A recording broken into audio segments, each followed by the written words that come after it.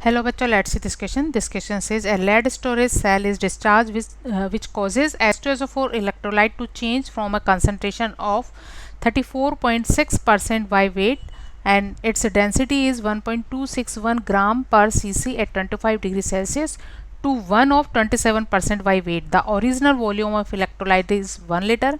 Calculate the total charge used at the anode. Key concept for this question is ये एक lead storage battery है और इस lead storage battery में का डिस्चार्ज होता है, तो यहाँ हम डिस्चार्ज के लिए सेल रिएक्शन इस तरह से लिख सकते हैं. Cell reaction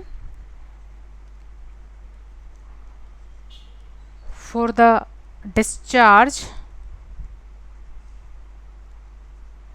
process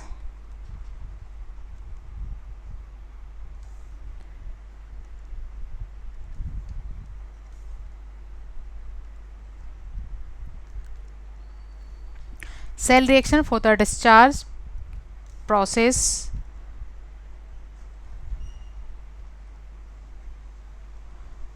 of lead storage battery. lead storage battery. lead storage battery में lead का एनोड होता है और ये lead 2+ में ऑक्सीडाइज हो जाता है. इसी तरह PbO2 यहाँ 2 इलेक्ट्रॉन एक्सेप्ट करके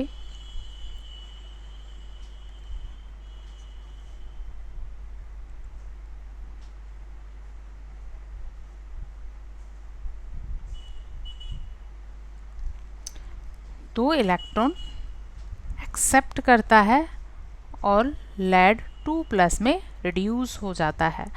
तो मतलब लेड का पर मोल 2 इलेक्ट्रॉन लूज करता है और लेड ऑक्साइड का पर मोल 2 इलेक्ट्रॉन एक्सेप्ट करता है. और अगर इस सेल की ओवरऑल सेल रिएक्शन लिखी जाए तो ये होती है lead plus lead oxide plus 2H2SO4 2 lead sulphate plus 2H2O. It means 2 electrons के ट्रांसफ़र के साथ यहाँ 2 मोल H2SO4 के यूज़ होते हैं. For 2 electron transfer used H2SO4 is 2 moles. सो यहाँ जितना चार्ज ट्रांसफ़र होगा उतने ही मोल H2SO4 के कंज्यूम होते हैं. तो हम लिख सकते हैं ड्रॉन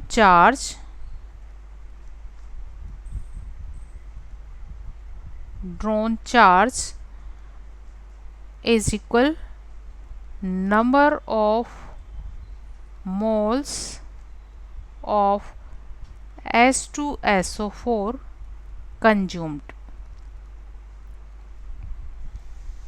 सो इस इक्वेशन का यूज़ करते हुए यहाँ हम H2SO4 का इनिशियल मास कैलकुलेट करेंगे.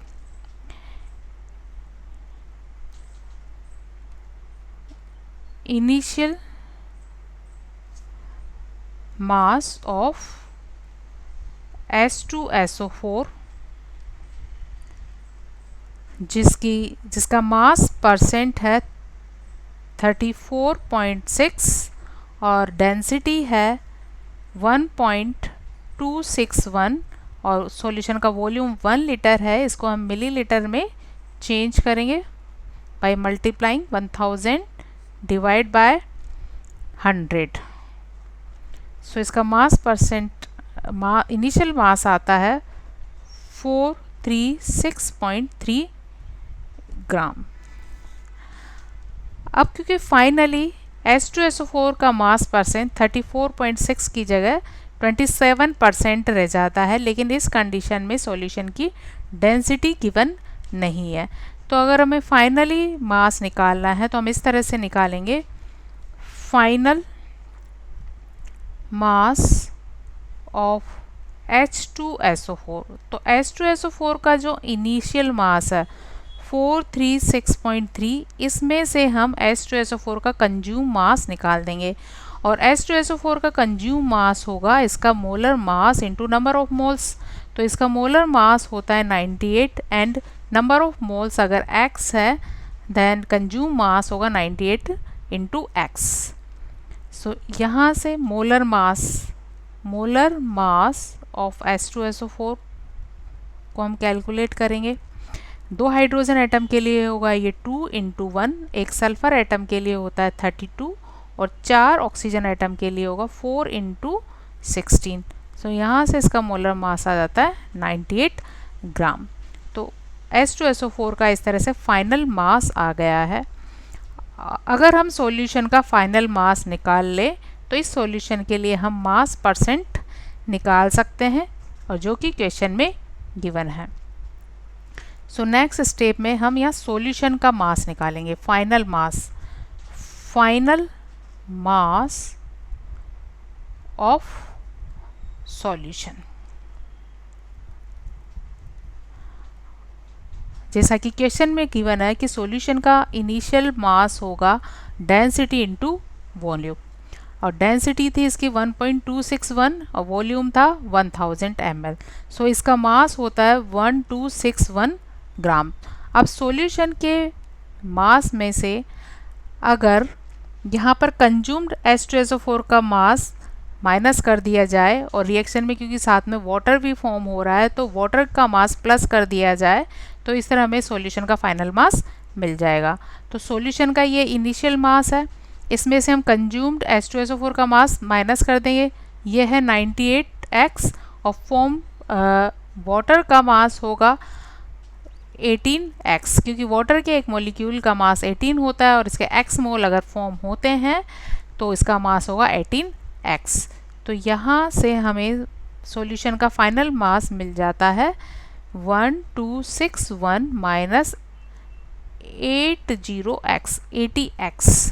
तो इस तरह हमारे पास सॉल्यूशन का फाइनल मास आ गया है, H2SO4 का फाइनल मास आ गया है और सॉल्यूशन में H2SO4 का मास परसेंट गिवन है 27। तो इसे लिखेंगे 27 डिवाइड बाय 100 और H2SO4 का फाइनल मास है 436.3 माइनस 98x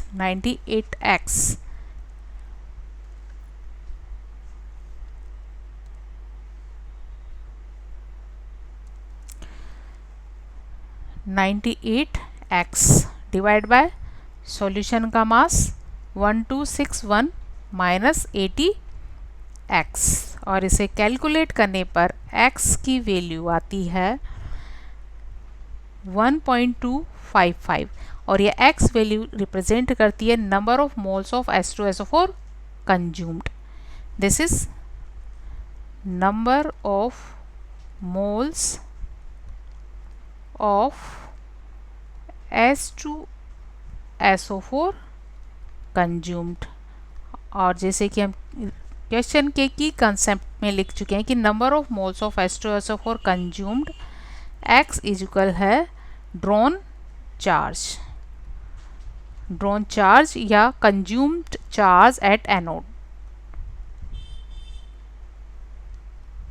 और कंज्यूम्ड चार्ज एट एनोड पर जितना चार्ज कंज्यूम होता है उतना ही कैथोड पर भी होता है। सो यहाँ से ये वैल्यू होगी ड्रॉन चार्ज इज इक्वल होगा 1.255 फेराडे क्योंकि x इज इक्वल 1.255 फेराडे है। So consumed charge is 1.255 Faraday. Hope you understood it well. Best of luck.